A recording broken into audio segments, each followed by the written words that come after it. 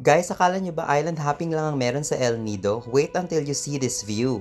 Samahan nyo kaming akyatin ng Tarao Cliff via Canopy Walk. Siyempre, bago ang akyatan, safety first muna. Suot ng harness, helmet at konting dasal na hindi himatayin sa hingal. Ready na ba ang Team K? Let's G! Start pa lang, feel na feel mo na ang nature. Very Jurassic Park ang vibes. Easy-easy lang muna sa simula. Warm up pa lang to mga be. At dito na nga nagkaalaman, ayan na ang rocky road. Medyo challenge ang rocks pero may ropes naman at stairs kaya carry lang. Exercise na din to after kumain ng seafood buffet kagabi.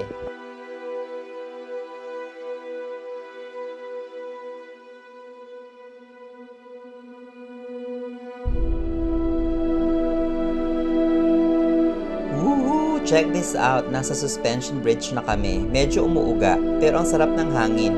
Kung takot ka sa heights, huwag kang titingin sa baba, pero sayang kasi ang ganda ng view.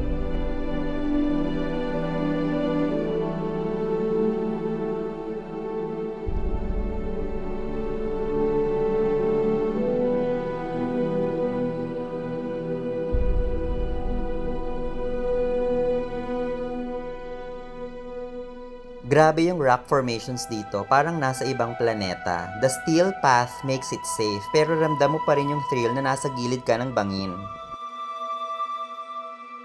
And finally, the main event, the Dreamcatcher. Spider-Man yan, sobrang solid ng feeling na nakatayo ka sa net with the whole town below you.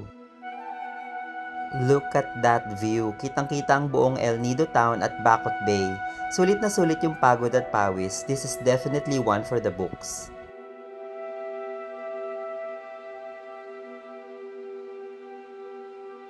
Kaya kung pupunta kayo ng El Nido, wag puro dagat. Try nyo to for a different kind of adventure. Solid promise. Don't forget to like and share. See you on the next adventure. Bye!